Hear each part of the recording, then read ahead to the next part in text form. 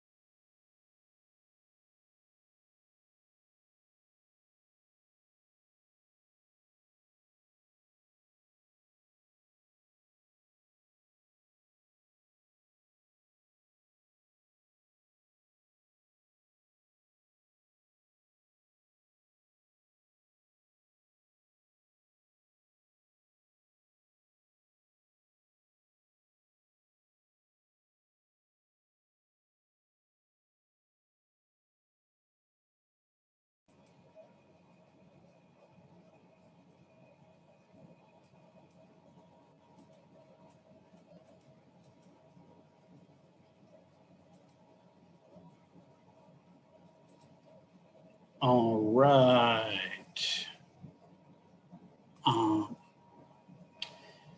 Hello and welcome back We are in the home stretch.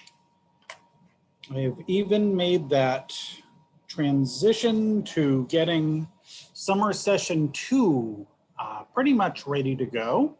So if you are enrolled in Physics 2 in summer session 2, the Canvas page is up there and ready to go. If you're not enrolled in Physics 2 in summer session 2 and it's something you might want to do, there are seats left in the class, and you know, that's something you could do. I wholeheartedly support anyone who decides not to take multiple classes in multiple summer sessions and actually enjoy not taking classes for part of their summer as well. So no pressure at all. I'm recording today's session for purposes of posting later in case there's something that we go over that you're particularly, oh wait, I need to hear this one more time. I don't quite get that thing. So there's, I'll post that video, but today will be a far greater thing.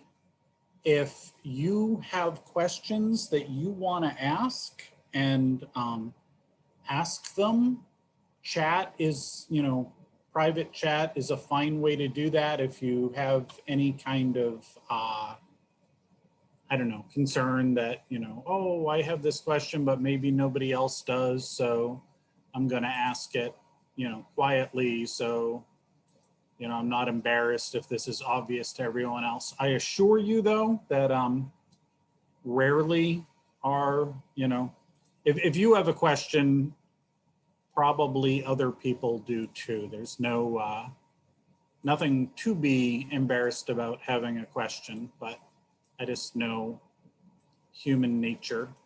Trying to set up something on the screen so that I can show the practice exam and do work there. So share screen number 2. All right, so I am not yet overwhelmed with chat questions, but if any occur to you, fire away. Okay, I'm getting some now. And there are just some definite things that I know people will ask, so I want to make sure I mention it. So as always, when you take the exam, the first time through, you have the data sheet and your calculator. Those are your resources. And you'll have the option to take it a second time in order to keep your average score of the 2 attempts. And the second time through, you can have it be open book, open note. But when you sit down to take an exam, maybe particularly a physics exam, I don't know what other classes would give you data sheets. Maybe some chemistry exams would give you a data sheet.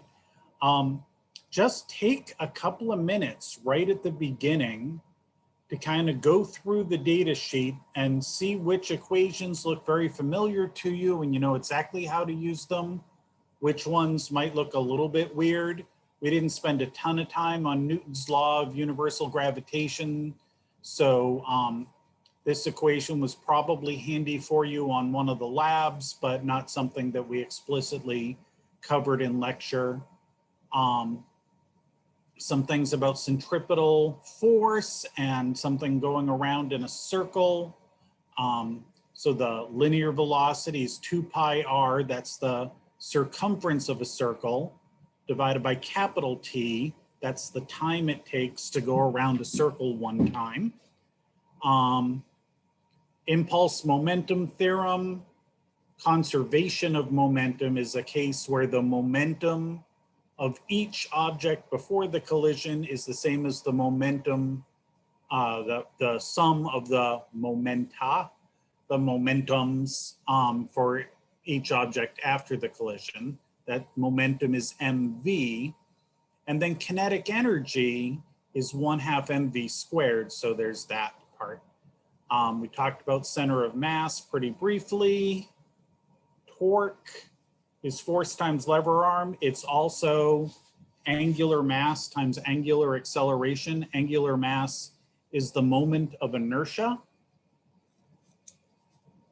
The capital I, and it's describing how the mass is distributed around the axis of rotation. And so that is different for differently shaped objects. And so we have a list here of differently shaped objects and what the equation is given the literal mass and the radius, how the mass is distributed around the axis of rotation, what the equation is. And it's different for a hoop and a disc and a solid sphere, a ball, bowling ball kind of deal, and a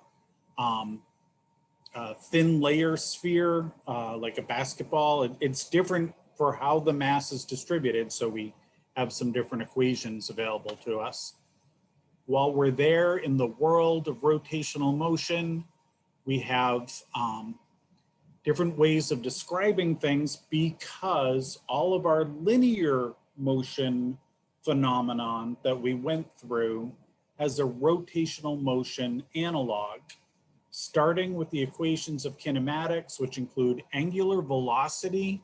Some people call it the little w thing. It's lowercase omega.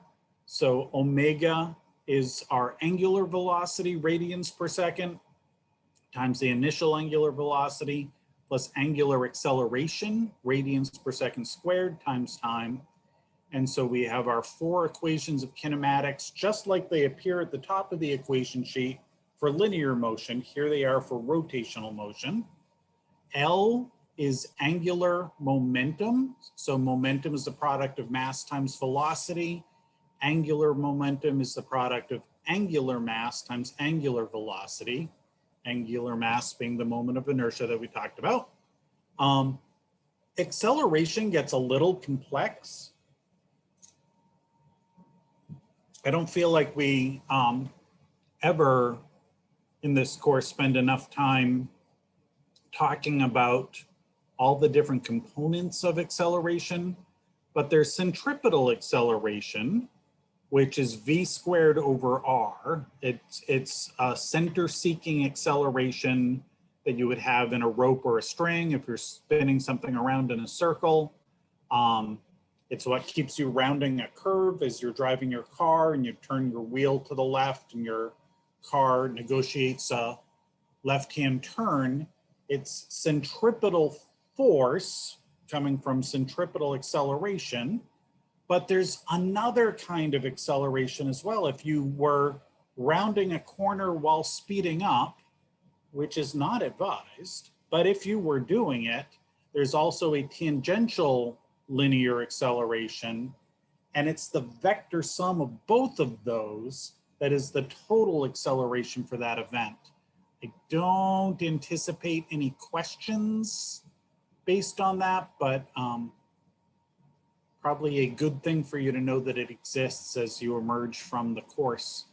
All right, and that's kind of an overview of the topics that are covered on the equation sheet. As you're taking the exam, I am here on Zoom chat with you. So if you're like, I don't recognize this question, I have no idea where to even begin, you can message me. Some things I can give a hint on and still, you know, sleep at night because, you know, I think I've done the right thing. If I'm totally,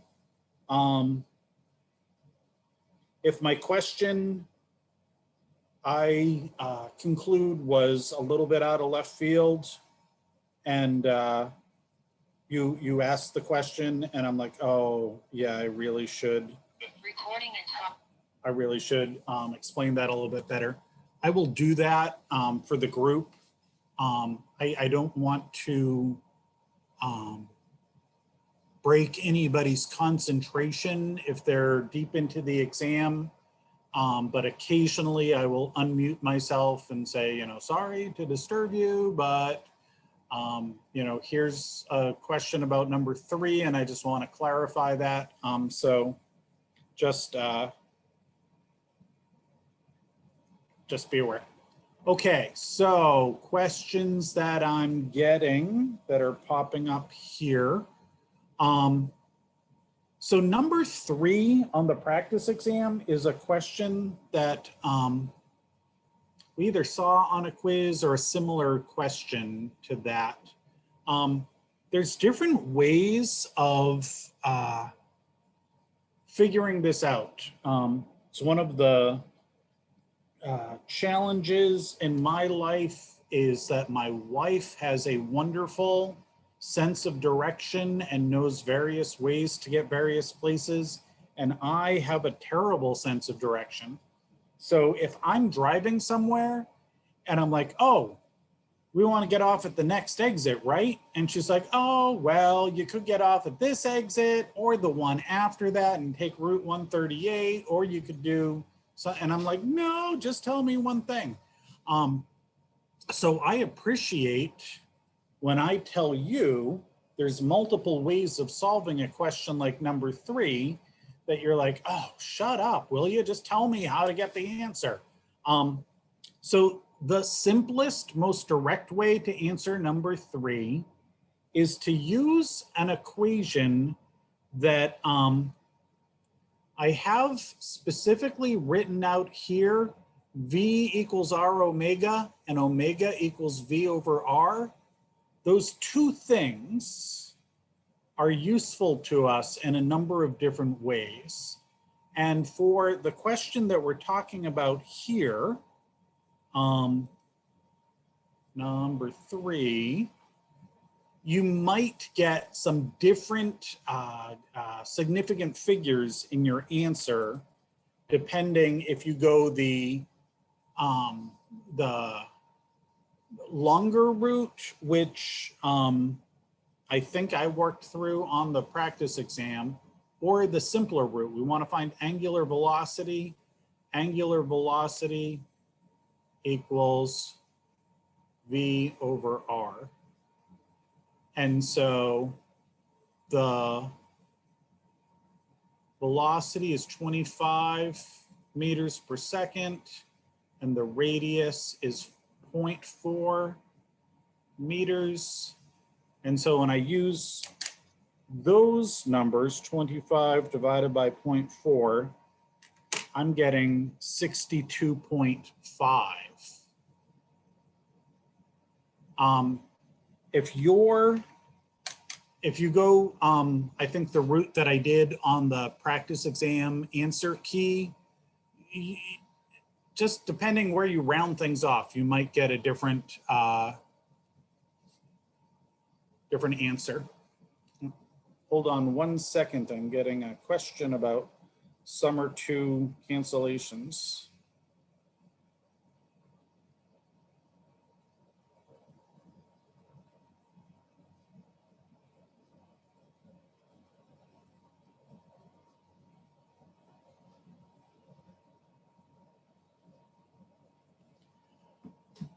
Okay, coming back.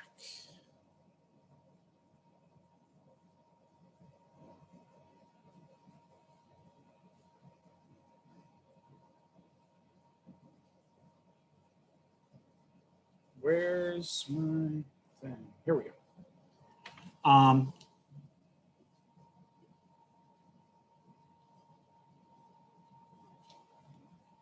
Okay, so clear. So if you go the other route, you might have different sig figs. On the automatically graded questions on quizzes in the practice exam and the homework, I I have developed these questions over a lot of years, and sometimes I have the acceptance range kind of narrow, kind of by accident, but I have the acceptance range set a little bit wider as I get, I don't know, as I recognize that sometimes people will have a range of answers. And so, even if it gets marked wrong, if I look at it and see you had the right approach and just a different number of sig figs for some reason, but you know, your answer represents what the correct answer is, I will go in and manually give you credit for that. And if something happens and you're like, wait, that wasn't the right thing, I deserve more credit than that, let me know and I will go back and take a second look at it. All right, so on the equation sheet, sometimes the moment of inertia equation is hard to read because it's printed kind of small. So I have tried to make a habit of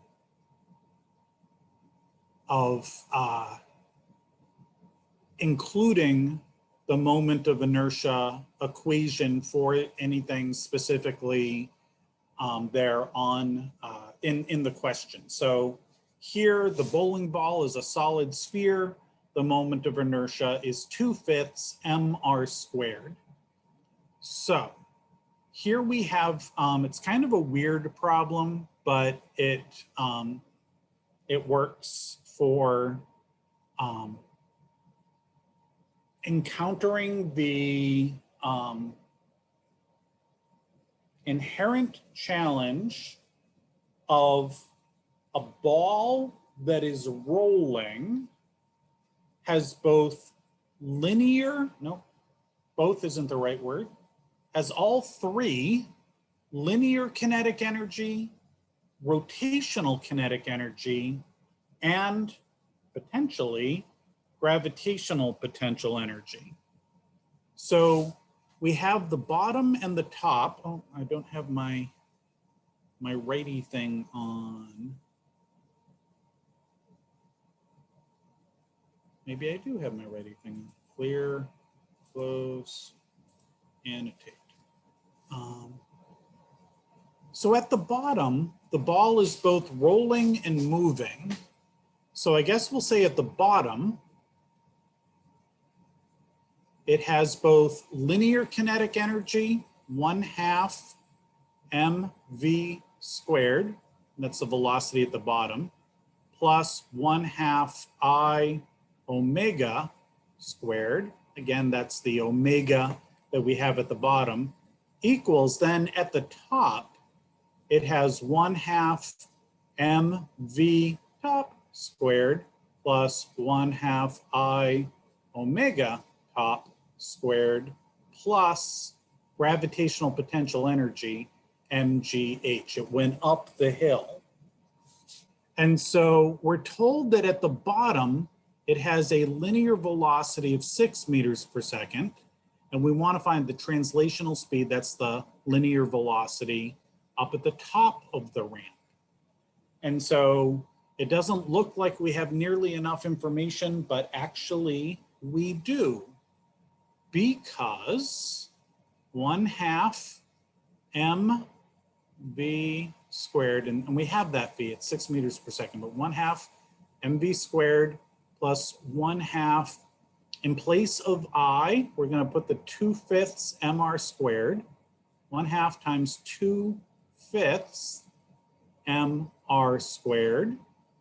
And then the other substitution that we do, omega equals v over r. So in place of omega squared, we do v over r squared. Now, and I'll do that for the other side as well, 1/2. And these are two different velocities, right? We don't know the top velocity. We do know the bottom velocity. plus 1/2 times 2/5 mr squared times v over r squared plus mgh. Okay, when we have a big ugly equation like this, the first thing we want to do is try to make it be a little less ugly. Mass appears in every term in this equation, so we can cancel it out. It doesn't matter if this is a 1 kilogram bowling ball or a 1,000 kilogram bowling ball or whatever else. Mass cancels out. So 1/2 v squared plus 1/2 times 2/5 r squared times v over r squared is v squared over r squared. That's an r.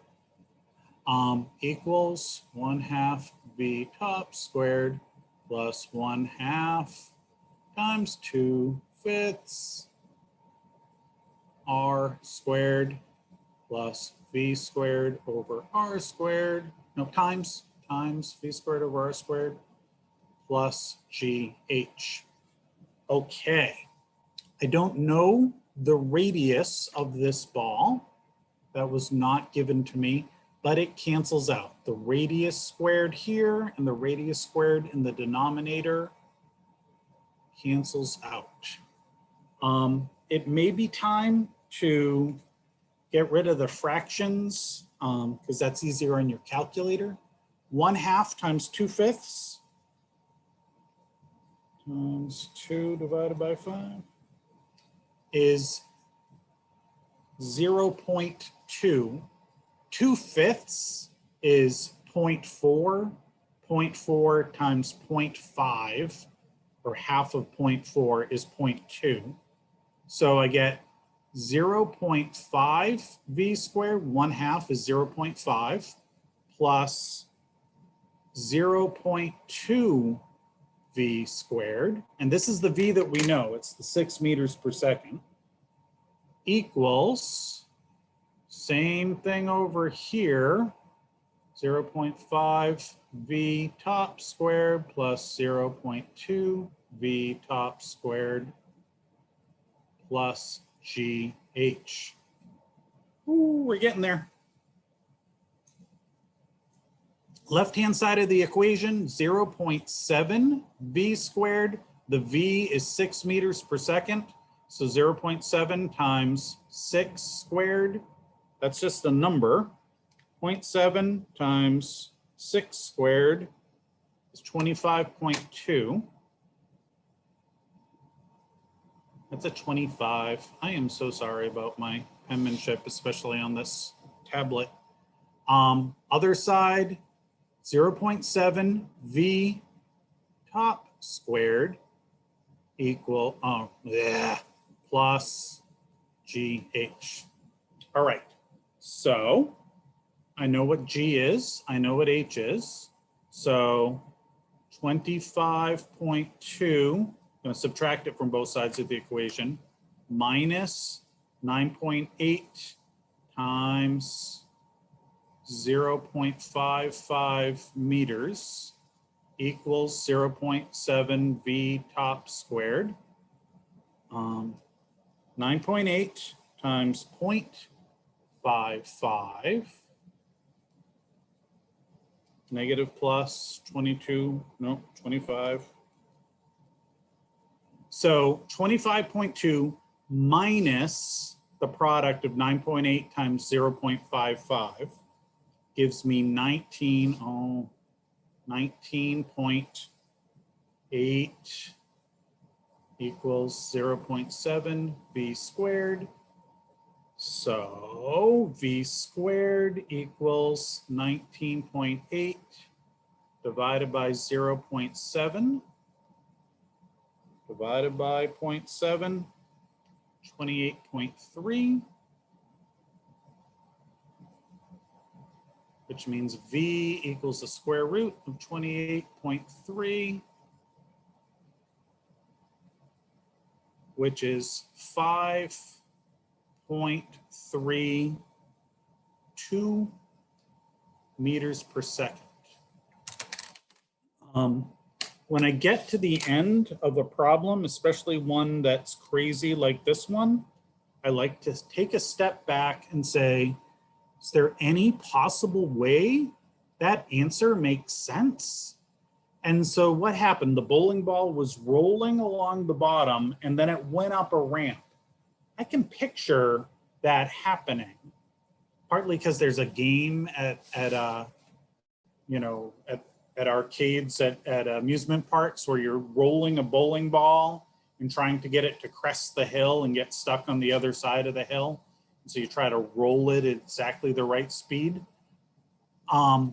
So what happens is you're rolling the ball and you want it to go up the hill. And as it goes up the hill, it slows down and almost comes to a stop, but then you want it to go over the hill, but not be going so fast that it comes right back to you.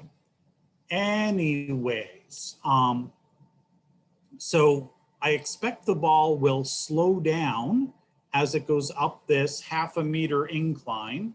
So at the bottom, it was rolling at 6 meters per second. And at the top, it is slowed down, not by a ton, but by a little, to 5.32 meters per second. So that does make sense to me. So there's a fair amount of algebra. I believe when you enrolled in the course, we said that we would be using algebra and trigonometry. And indeed, we are. That is part of our job. Clear all drawings and move on. Oh, the city of Salem is calling me. I don't know why.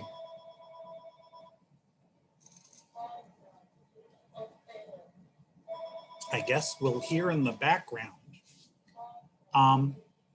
So, hey, we have a solid cylinder. This is another question that I got on chat. And do look through the homework, look through the practice exam. Any questions that are kind of bugging you that you're like, wait, I don't know why this thing is this way.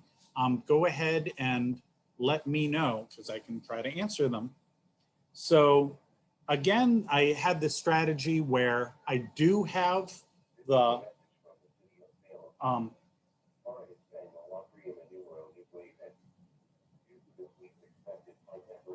high temperatures, cooling centers in the city of Salem.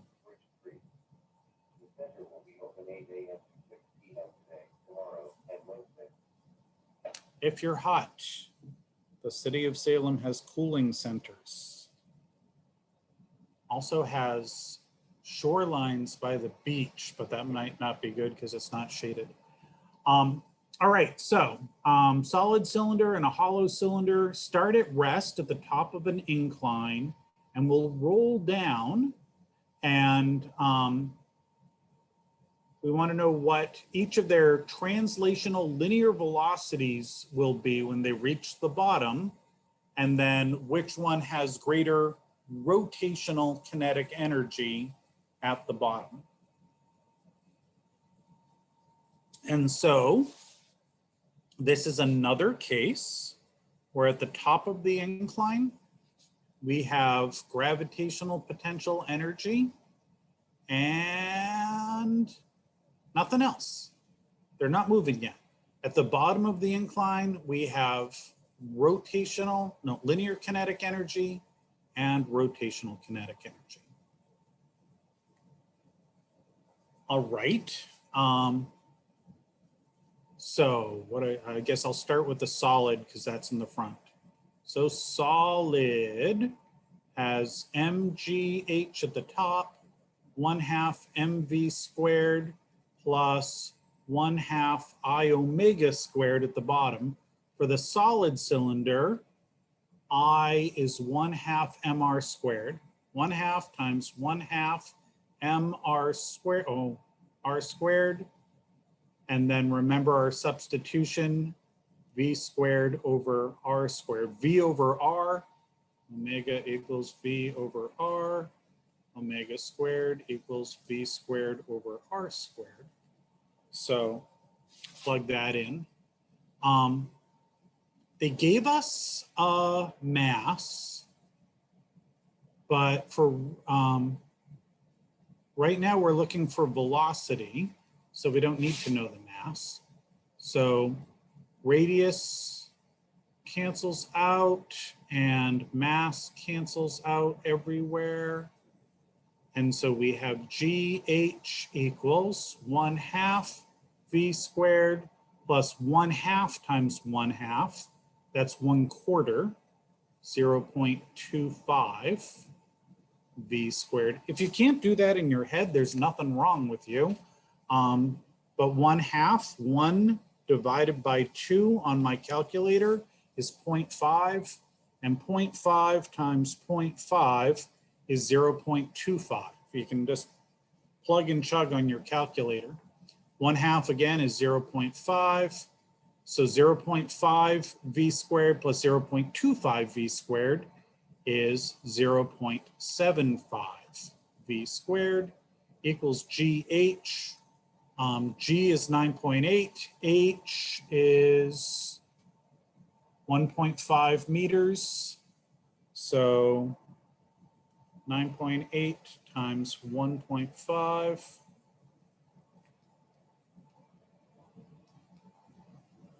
14.7. So v squared equals 14.7 divided by 0.75. That's 19.6. V equals the square root of 19.6 equals 4.42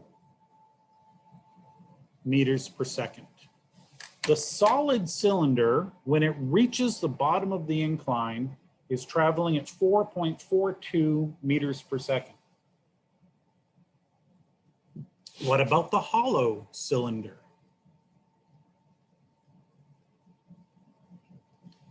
MGH equals 1/2 mv squared plus 1/2 times mr squared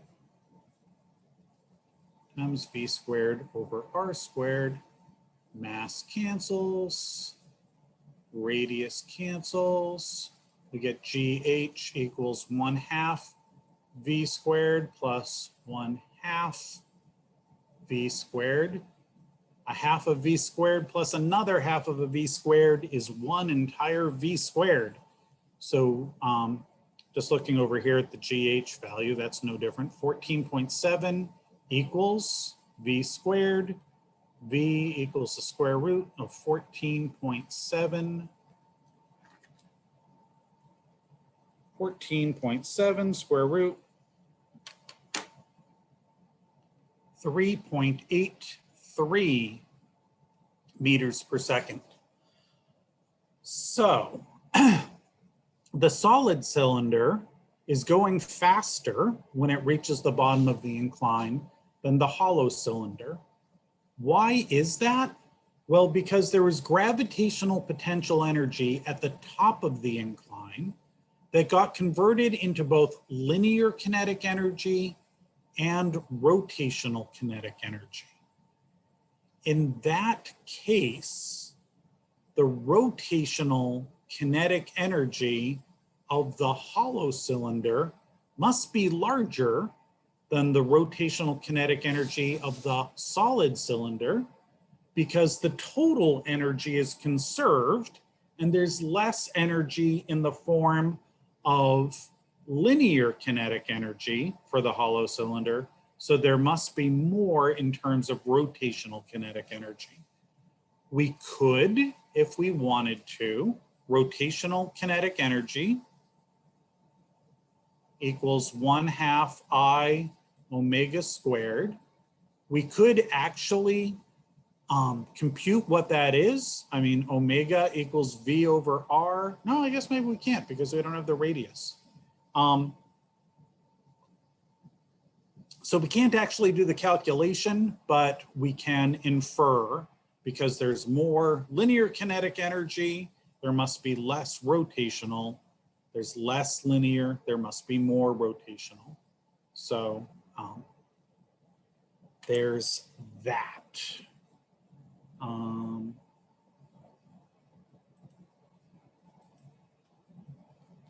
All right. The world of torque. Torque equals force times lever arm. Torque equals force times lever arm. Force is something in newtons. So the force of the ball is 0.750 newtons. That is a force in newtons. The arm has weight.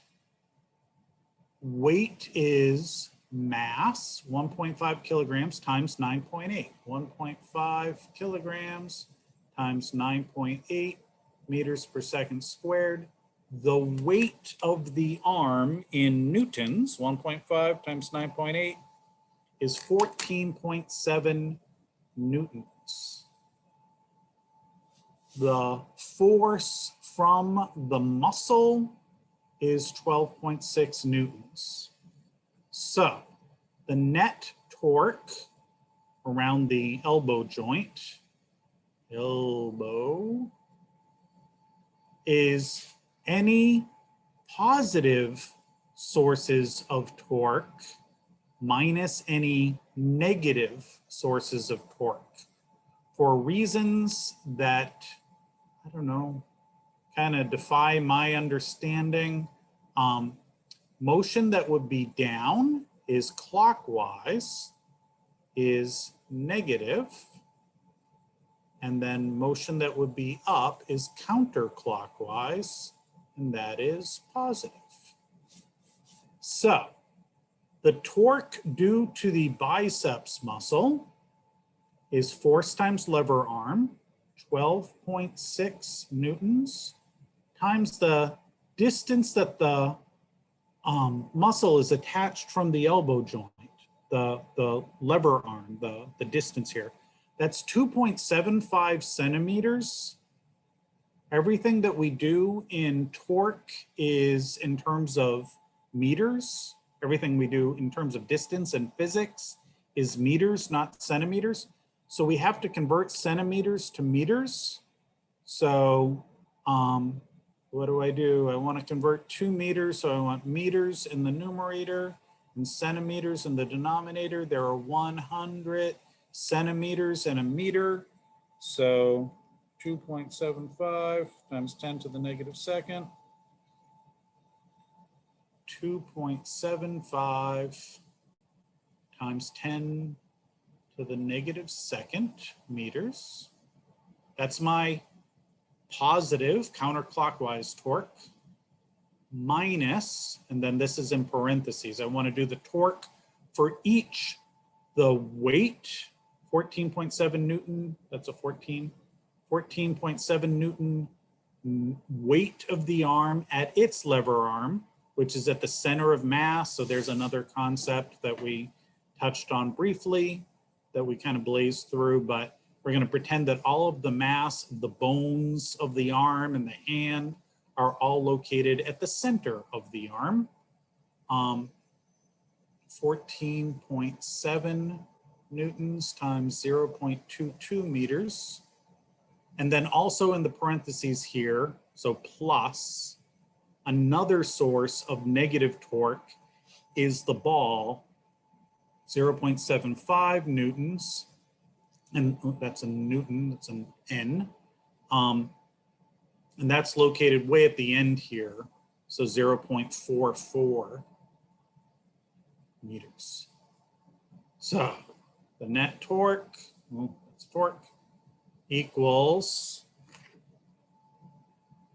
12.6 times 2.75 times 10 to the negative second 0.35 Newton meters is my total upward positive torque minus 14.7 times 0.22,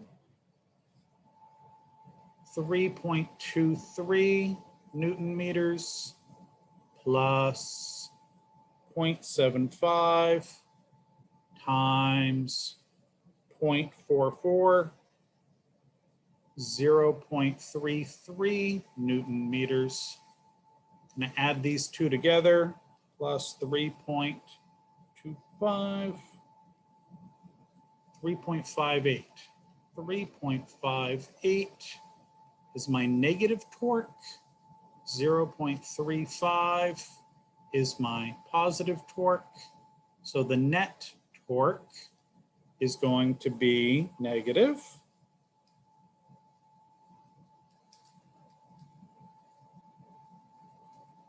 Net torque equals negative 3.23 Newton meters.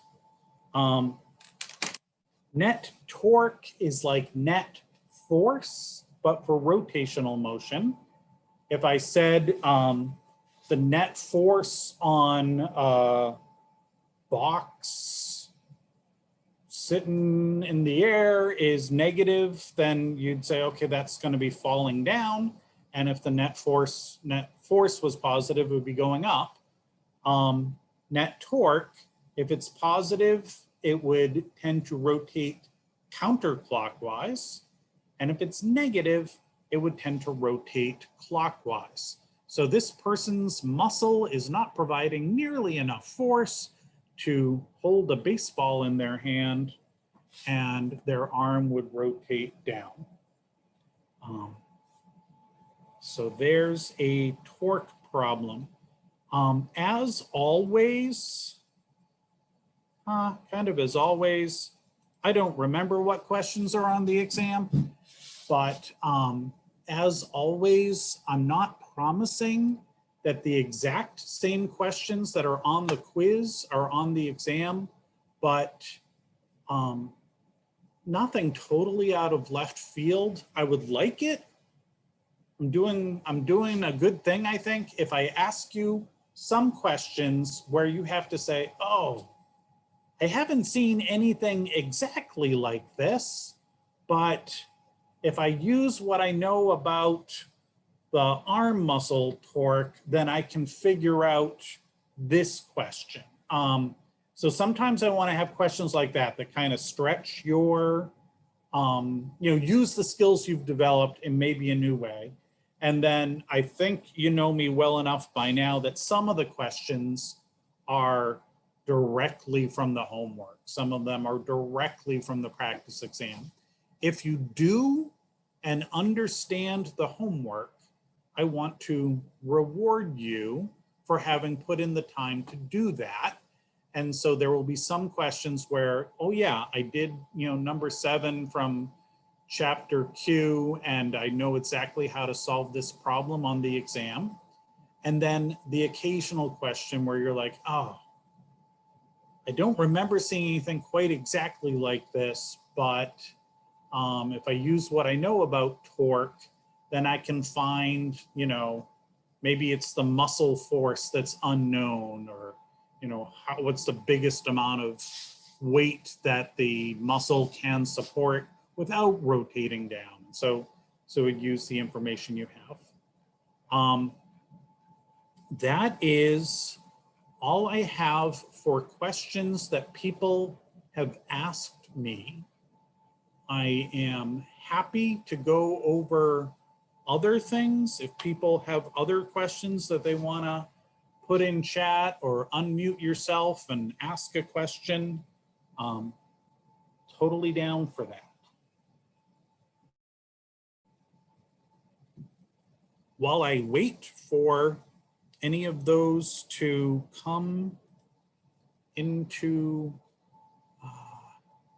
existence, let me point out I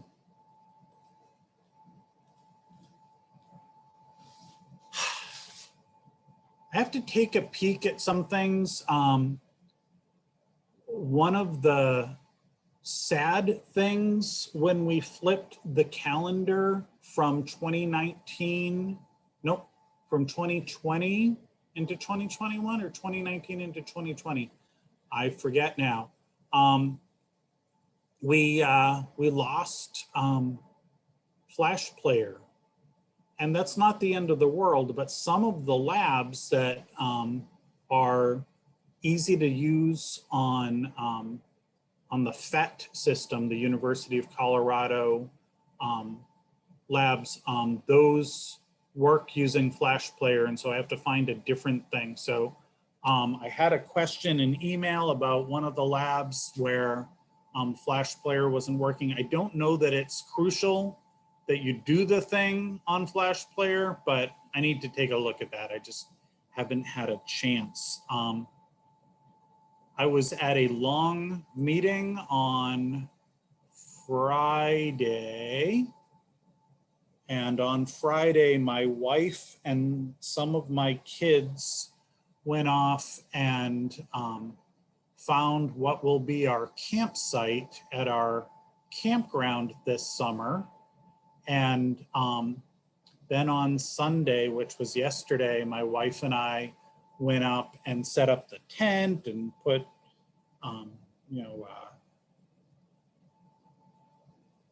lines, twine in the trees to fasten our tarp above our tent so it doesn't get too wet. So we have a season site in the campground with our tent set up.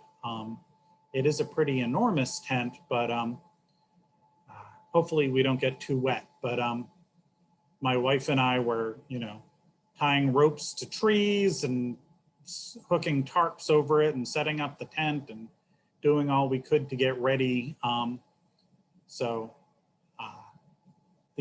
This coming weekend and then, different times in the summer, people will go up and camp, but I'm pretty exhausted. That was a lot of work. I'm getting old. All right, so that's what I did for my fun weekend. Any other questions? I am delighted to answer questions, but I respect the fact that maybe you don't have any, and I don't want to just take your time, especially, I should have looked before I started sharing the screen. Hold on, I'm going to stop sharing the screen for a moment to protect your privacy and take a quick peek and see where we stand with doing the homework. So I'm seeing, I'm not even looking at specific people, but I see a number of people have not done chapter 7, 8, 9, 10 homework yet. I'm telling you, the exam will have some questions straight from the homework. The homeworks, there's a video of me walking you through the solutions. So it's pretty low hanging fruit. You just do the homework until you get the right answer. This is a lab course. You can't pass the course without passing lab. So some of the more recent labs have not been completed yet. I'm pretty generous with my lab grading. So if you make a solid attempt at doing the lab, you will get good credit. So don't leave those points hanging there. Today is Monday. I'm going to be plugging in zeros. Like this is one of the things that feels kind of mean, but on the homeworks, if you don't do it, it just counts as a no grade and doesn't count for you or against you, but it's supposed to count against you. So I plug in the zeros manually.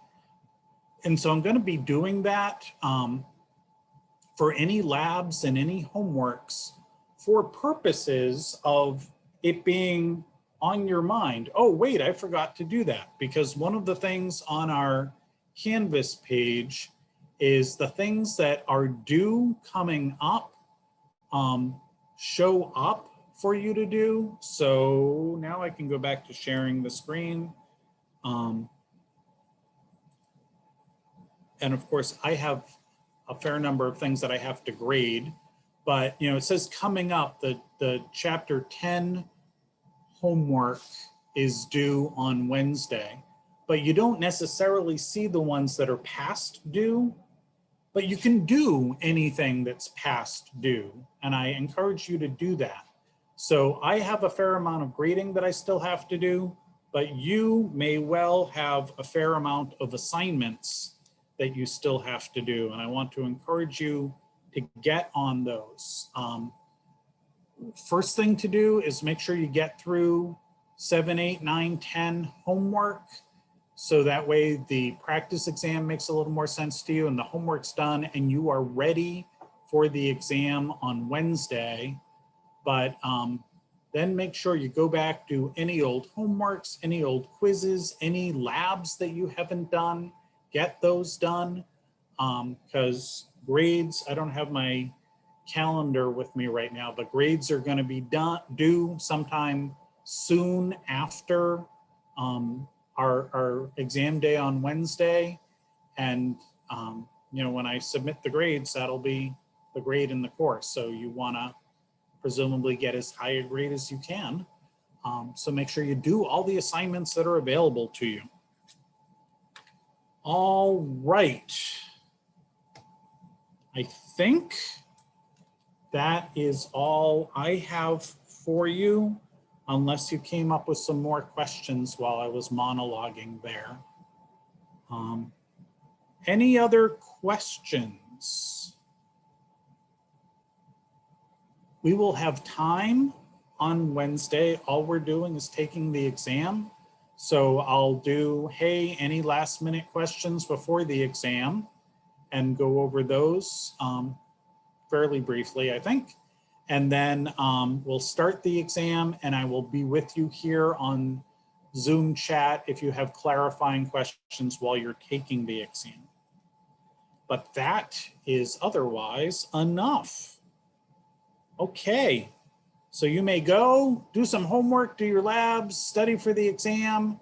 If you have questions in the middle, go ahead and ask me. If you don't have any questions till exam day, you can ask them then. Have a happy day.